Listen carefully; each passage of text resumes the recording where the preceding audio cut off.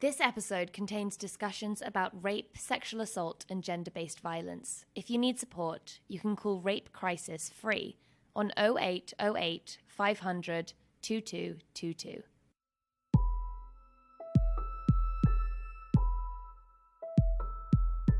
It's been a heavy few days since these Russell Brand allegations were revealed. An open secret in the media industry for a long time, but it was revealed by The Times, The Sunday Times, and Channel 4 dispatches this weekend that Russell Brand has been accused of rape, sexual assault, and emotional abuse.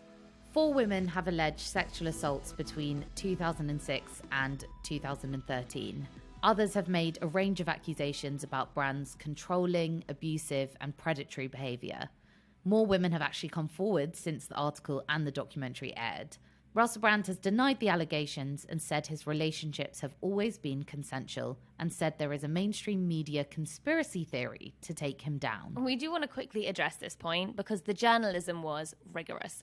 A coalition of journalists worked on this investigation for 3 years, compiling evidence from hundreds of sources, gaining access to private emails and texts, viewing medical and therapist notes, and especially with a name like Russell Brand, who's known to have an army of lawyers around him.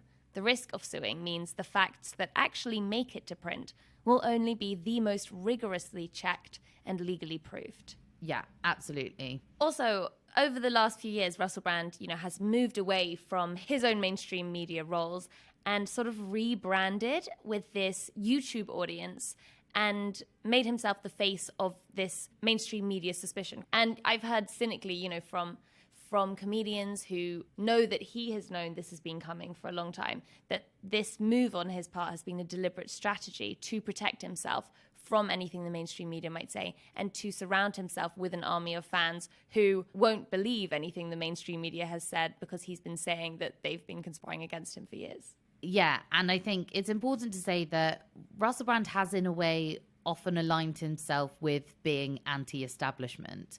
But the move can be seen to be much more sinister because it was an alignment specifically with much more right-wing and radical ideas of anti-establishment than previously he was anti-establishment in quite a left-wing way. But really, this bonus episode is to address some of the reactions that have come from this piece of journalism, including, why didn't they say anything before? It's a worry because men do get falsely accused. And the main one, which is so often the reaction when rich and famous men get accused of sexual assault. Well, innocent until proven guilty. So please, if a friend or a family member has said any of these phrases and it's safe to do so, please do send them this episode. We want to create a dialogue so we can help support victims of sexual assault, especially when the allegations are against people in the public eye. Now, you may remember way back in Series 1 of Media Storm, we did an episode called Rape Justice, What Happens to the 98%. It's called this because between 2021 and 2022, of over 70,000 rapes reported to police, fewer than 2,000 even made it to trial. This is a charge rate of less than 2%. In a moment, we're going to play the investigation from that episode for you because it really addresses that first comment Helena mentioned. Why didn't they say anything before? 2 years on from this investigation, none of the survivors you'll hear have seen any more justice than they had then. And it is precisely the fact that what they say is still just as relevant today that makes it vital listening. The investigation features rape survivors not just from the UK, but from the US and Europe as well. However varied their experiences of assault, silence, and injustice are themes that shape them all. They attest to the multitude of reasons why victims may not go to the police, and why even if they do go to the police, they may come to regret it. In the investigation, you'll learn about a controversial clause of the Police, Crimes, Sentencing and Courts Bill and a campaign to change that in order to protect victims' privacy. We can now update you that the bill passed into law with those controversial clauses still in place. In the investigation, we also speak to the National Police Chiefs Council lead for rape and adult sexual offences about work being done to improve rape investigations. Operation Bluestone, as this work was called, was just launching at the time. 2 years on, it continues with high energy. However, rape charge rates have not improved. They are still below 2%, despite charge rates for all crimes increasing to 80%. That's 80% for all crime, 1.5% for rape, and, after having actually dropped, 0.7% for domestic abuse. And to the main point, innocent until proven guilty. We've seen countless cases of men, especially rich and famous men, not being convicted after sexual assault allegations are made against them. What it is important to remember is that not being convicted of a crime like sexual assault is not the same as being found innocent of that crime. A criminal trial is about the prosecution trying to prove beyond a reasonable doubt that the defendant is guilty of the crime. But the defense does not have to prove that the defendant is innocent. What that means is we cannot say that every failed rape conviction means the victim was lying. It doesn't. It just means they don't have enough direct evidence to prove it. And why is that? Of course, because of our societal programming not to believe women, but also because of the nature of sexual assault. It's hidden. It not always, but very often happens behind closed doors, with no hard, concrete evidence that is accepted by a court of law. So there are many men that have been accused but not been convicted, and people will say, well, there we are, that proves they're innocent. No, it doesn't. It is such an important point to make, because it's just not what you're taught, and it's not the reaction that you hear in the public when there is any kind of trial for accusations of this nature. And I think it's so true for a crime like sexual assault, where conviction is really difficult. And in the investigation, you will also hear from the Crown Prosecution Service themselves about why conviction is so difficult for rape. And here's the other thing. Innocent until proven guilty is being applied by people who blindly defend alleged rapists with a false righteousness. Innocent until proven guilty refers to the state. The state has to presume your innocence. Members of the public, those of us who understand how prevalent sexual assault is, do not. Exactly. You know, a lot of people, after seeing the Russell Brand allegations, have said, well, where's the evidence? Where's the evidence? I'll tell you where the evidence is. It's in that article. It's what those women said. That is evidence. It makes me want to scream. Yeah. And that's, in fact, when it comes to rape trials, the only evidence often that we can have. And that is the evidence with which juries are asked to make these convictions. And on that final point, there has been talk about false allegations. The number of false allegations is not statistically significant. The figure sits somewhere between 0.5% and 4%. Compare this to the fact that 1 in 4 adult women have experienced rape or sexual assault.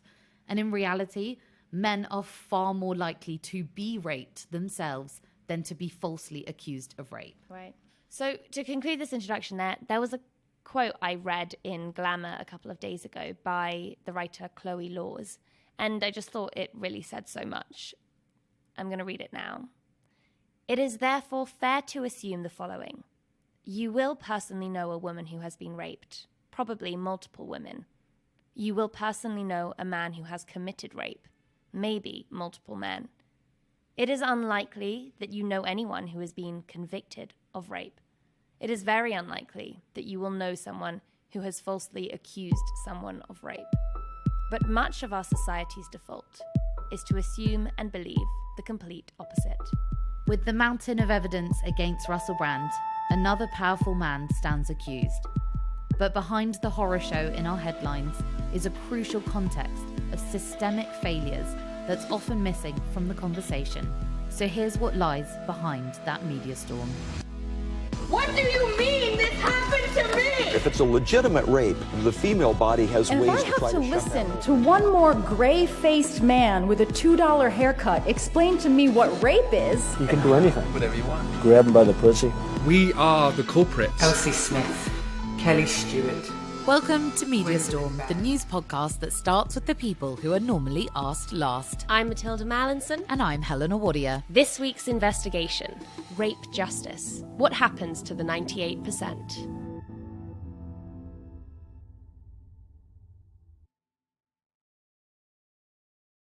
Before we continue, we wanted to tell you about a podcast that we absolutely love listening to.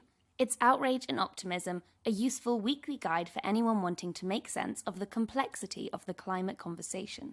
Whether you're suffering from climate anxiety or are already fired up, full of hope and taking action, or somewhere in between, the podcast will help you navigate feelings of outrage and optimism and leave you feeling informed and inspired.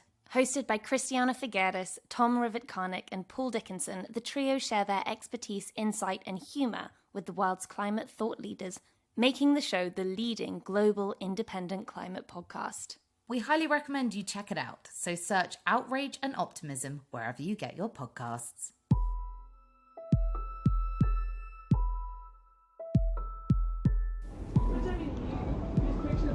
Columbia University, New York City. Anne-Marie has just gotten in, her dream space for a career-changing postgrad. That career, by the way, is public-facing, so we're actually using a pseudonym. She should be thrilled, but pacing around with a small white stick in her hand, she's more distressed than she's ever been. 2 stripes, no mistake. She's pregnant with her rapist's child. I had to get an abortion. I asked the person who assaulted me, to help me pay for it because I was, really low income at the time. He said that I got myself into this because I opened my legs.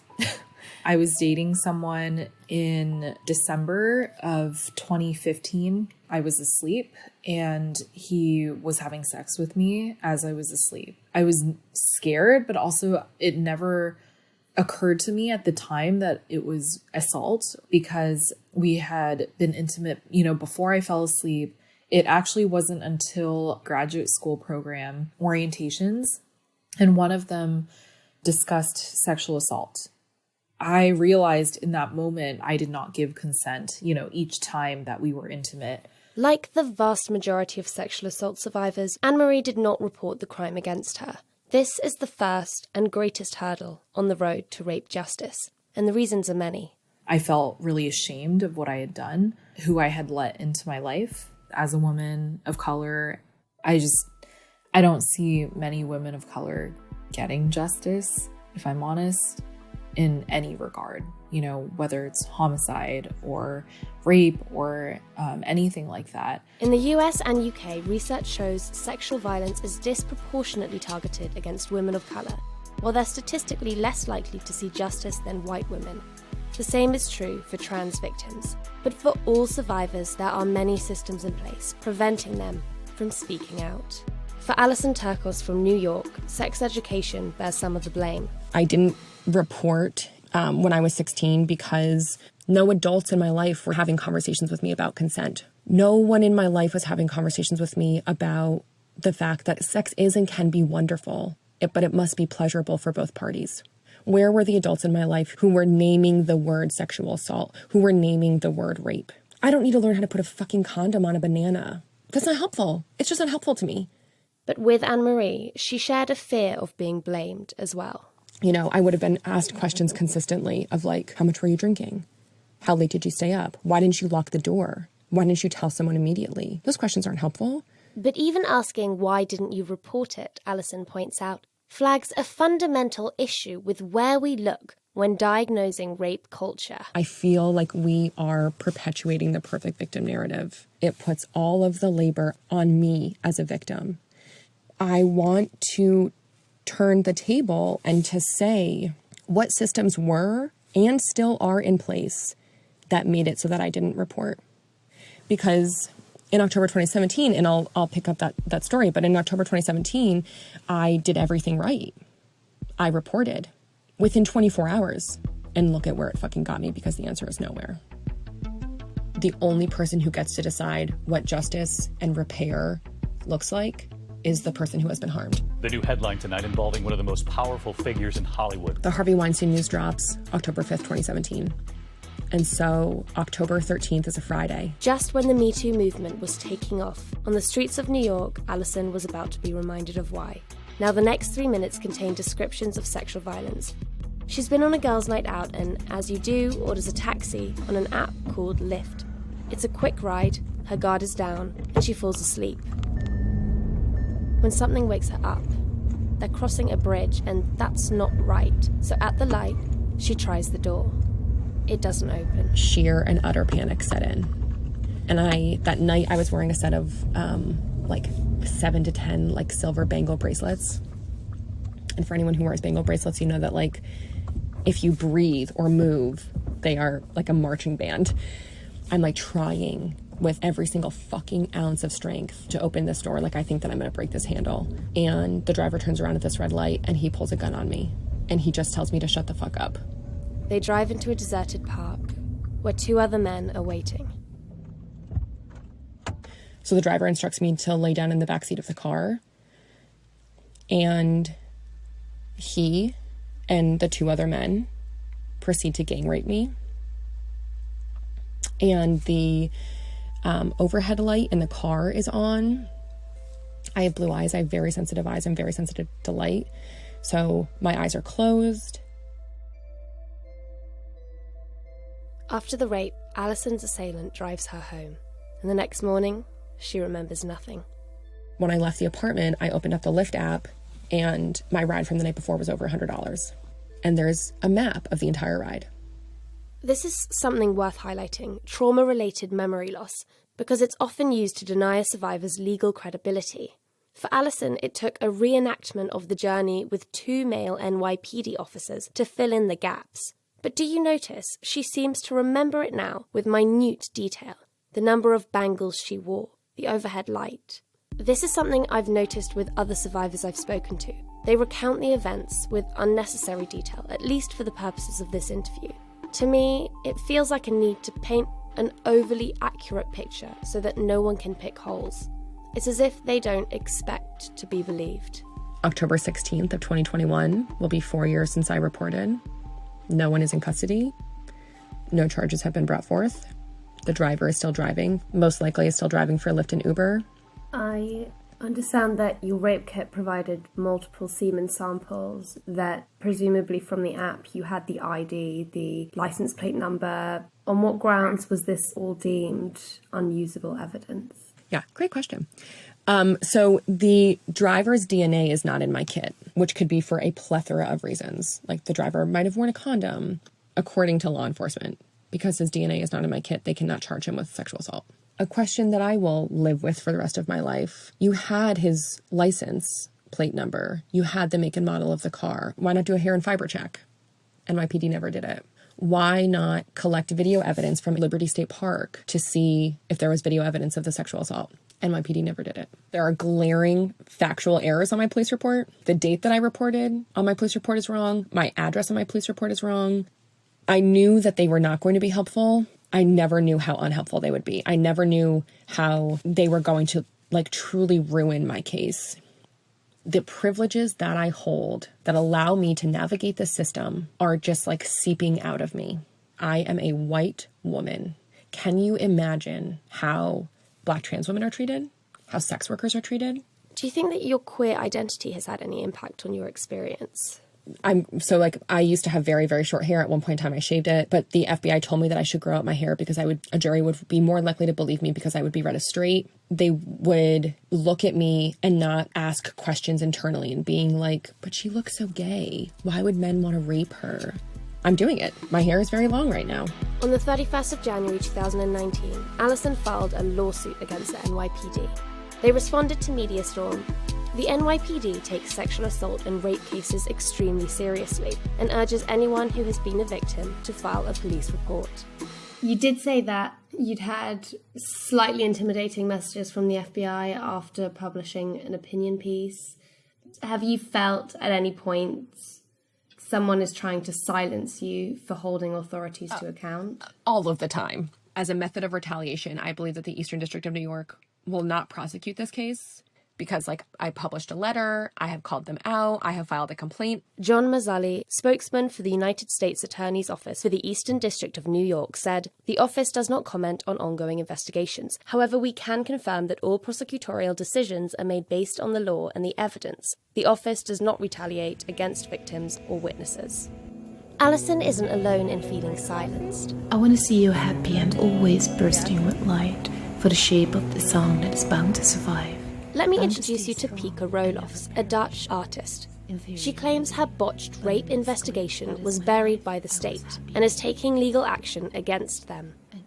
What the government did and didn't do in those cases shows such a severe neglect to the criminal point. Pika already had a rape case open when she says one of the witnesses from that case began stalking her. She called the police to complain 9 times, but it didn't protect her from what came when, she says, he took her hostage in her home and raped her. I've been looking into this case for more than a year. I've read legal correspondence, court documents and medical histories. I've tracked down and interviewed previous girlfriends of the first man accused who support Pika's claims against him. I can tell you there's no shortage of evidence.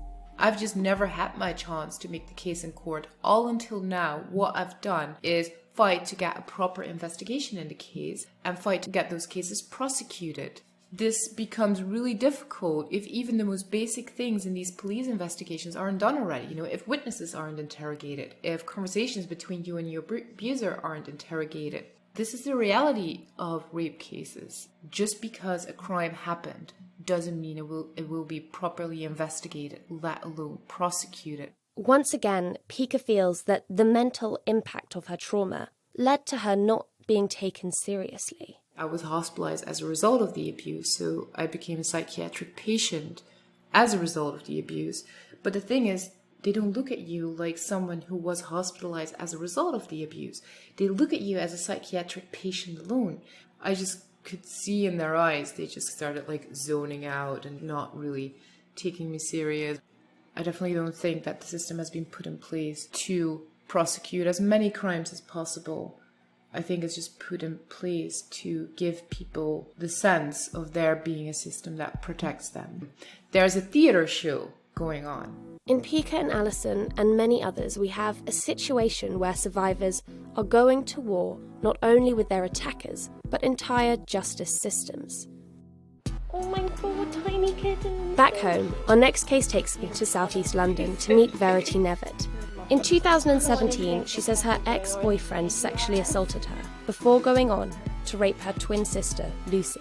The sisters reported what happened to the police, but a few months later were told no further action would be taken, despite having texts in which the accused apologised for the alleged assault. So the real reason was it's not enough for a jury to be convinced beyond reasonable doubt.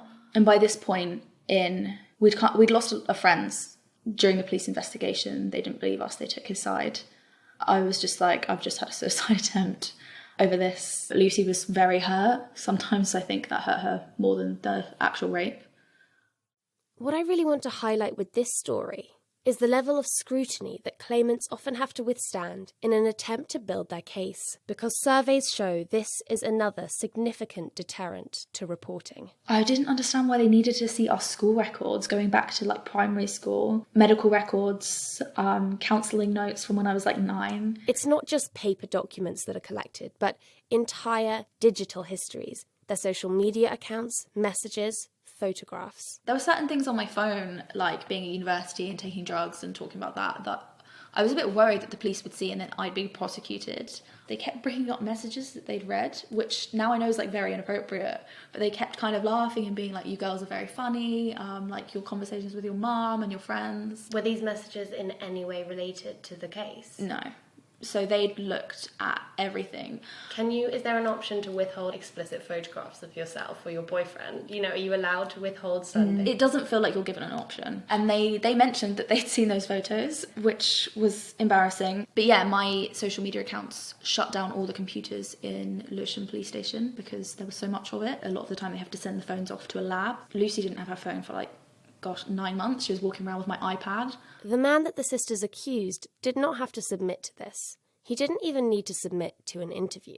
They didn't interview him after I had reported. They only interviewed him when Lucy reported. And they said, well, we did ask him about what happened with you, but he gave no comment. They basically just knew he was going to give another no comment interview, so just didn't see the point in it. They were meant to interview my mum, and they didn't. They were meant to interview the first person my sister told, which is called the first disclosure, which is quite important to police investigations, and they never did that either. And while the sisters' data was needed because it could be used to pick apart their credibility in court, there's a different approach for the accused. A man's character is used in their favour.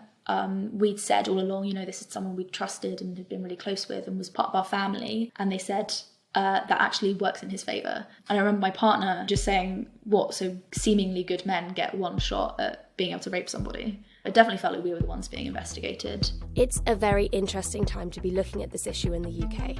The government's police crime sentencing and courts bill, which caused controversy earlier this year with its restrictions on protesting, is back in Parliament. It also rephrases officers' powers to access people's private data in a way that critics say undermines data protection law, making victims' privacy even more vulnerable. Let's see if she's ever said anything dishonest. Let's see if she's ever flirted with anybody. We're looking at her credibility. That's the culture at present. Leading the battle against this is Dame Vera Baird, the UK's Victims Commissioner. She sent the government a list of amendments to bring the bill in line with data protection laws, amendments the government chose to ignore. I'll move on. I'd like to answer that if I can. But after much fighting, the government U-turned. Only, however, for digital data. Third-party data like school and counselling records remains, in Dame Vera's eyes, all too vulnerable. There is only the Crown Prosecution Service to point to. They are very keen to keep their conviction rate up. They think that jurors are very prejudiced against rape complainants, that it's easy to throw dirt at them about flirting, about drinking, and so they want to look for all of those possibilities before they even consider taking it forward. They are, in my view, very worried about their reputation and much, much, much less worried about the privacy rights of a complainant. Prejudices shouldn't be a barrier. Prejudices should be challenged. What makes the government's decision even more confusing is the fact that police actually support these changes. I've been a police officer for 27 years. The figures and the convictions are worse. That shows we have to do something different. This is Sarah Crew, the National Police Lead for Rape in the UK, and she is hoping to lead that new departure. So there were some significant cases in around 2016-17 where the police and the Crown Prosecution Service had failed at disclosing material. Dozens of rape and sexual assault cases have been dropped because vital evidence was withheld from the jury. When there's a significant failing, there is a reaction. And so in the quest for making sure that all the relevant information had been gathered, disproportionate effort and disproportionate focus has gone into material held about the victim, about them, school records, health records, etc. It's sending the pendulum towards an investigation of the victim. And what I'm proposing, and what I hope I'm leading in policing, is a swing back of the pendulum, rebalancing our focus onto the perpetrator. Let's not forget the people who are responsible for this are the perpetrators. So what's her plan of action? Project Bluestone, as it's called, is a 5-pillar model. 1, that swinging of the pendulum to focus on the suspect rather than the victim. 2, an interventionist approach to catching criminals before they act. 3, ensuring victims feel respected throughout the process. And 4, with the help of academics, continual learning and development that is 5, informed by data and analytics. Trialled in Somerset earlier this year, rolled out to London's Met Police in September, it will spread across England and Wales in 2022. So on that note, when do you think we can expect to see results from this change in terms of real prosecution figures? I think almost immediately. With that promise, we can watch this space. Miss Crew knows what's at stake. Rape is it's the worst crime you survive, and the criminal justice system should be able to deal with a crime of that seriousness. You know, my own view, and this is a personal view, it throws some doubt around the effectiveness of the criminal justice system. And if the public haven't got faith or confidence in the criminal justice system, you know, that says something about the way we live and our way of life. Now, as you've heard from our survivors, it isn't just up to police. The Crown Prosecution Service, or CPS, rejects about a quarter of cases referred by police and have a role in deterring referrals themselves. So that's where I'm heading now. inside the Ministry of Justice's building in Westminster to ask the CPS why that is. I'm hearing I'm getting a better run than Channel 4, so I'm happy. The woman leading the CPS for rape and serious sexual offences is Siobhan Blake, and she insists the same pendulum swing that Ms. Crew described to focus on suspects is happening in courtrooms as well. Why was this person sat in a nightclub on his own? If he's there for a night out, quite innocently, why isn't he joining in? You're trying to place the jury in the mind of the perpetrator. So you really have to try and focus right from the start of the investigation on what we call an offender-centric approach. Did that lead to a conviction? We did get a conviction in that case, yes. And in other cases, where do you think the jury's typically lost? Very often, the cases that we are investigating and then prosecuting will have quite limited immediate evidence, in so much as a lot of them take place without witnesses for obvious reasons. And also, the law on consent is such that we don't simply have to demonstrate that an individual has not consented, but we also have to show that the defendant hasn't reasonably believed that that individual has consented. That's something that sometimes juries, I suspect, wrestle with. Although it does sound sometimes insurmountable, it really isn't. And remember, the most important piece of evidence we've got is the victims. And victims are often really, really compelling. We will prosecute cases simply on the account given to us by the victim. Could you help us then understand why many cases who have clearly very compelling first-hand testimonies to offer, and sometimes what they feel is sufficient other compelling evidence, why it doesn't lead to trial in so many cases? What we have to do as prosecutors is assess all the evidence. And it's not about not believing victims. I think this is the point I'd really like to stress. We're not there to make those value judgments, but we have to be satisfied that we can put a case to a jury where they could convict. Please hold the faith with us, because we can't do it without victims. I think when you see headlines which talk about the decriminalisation of rape and dare I say it, some simplistic examples which are based more on perception than actuality, I think that can be really frightening for victims and survivors. I walk into an office every day where we have a whole team of prosecutors who are prosecuting rape cases and serious sexual offence cases day in, day out. It's what they do. It leaves me fearful that there are survivors who are in really dangerous situations because their confidence has diminished in criminal justice. My takeaway from all this is that pendulum swing to shift pressure from victims onto perpetrators. I think it's needed at every stage, from courtrooms to police investigations, but beyond that too. Our survivors pointed to cultures of blaming or not believing victims. Are we still just living in a man's world? Where does responsibility lie? That takes us back to the studio. Thanks for sticking around. Thank you for listening. If you want to hear the studio discussion that happened after this investigation, scroll back to find our episode with activists Gina Martin and Dr. Layla Hussein. Next week, we'll have more from our discussion with Kwejo Twenaboa on the link between housing and immigration. We'll also be releasing our live show recordings on 3 of the biggest media storms of the year: Hugh Edwards, the Titan submarine implosion, and the so-called kissing row, or assault case, between Jenny Hermoso and Luis Rubiales, featuring the Times' Manveen Rana and comedian Athena Kugblenu. And then we'll bring you our investigative season finale, Another Man's Freedom Fighter, the fine political line between terrorism and resistance. Follow Media Storm wherever you get your podcasts so that you can get access to new episodes as soon as they drop. If you like what you hear, share this episode with someone and leave us a 5-star rating and a review.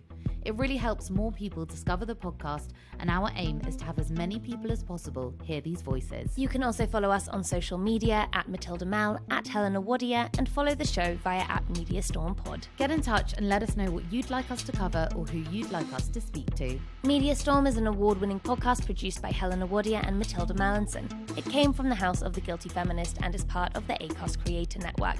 The music is by Samfire. Follow her on social media @Sound of Samfire.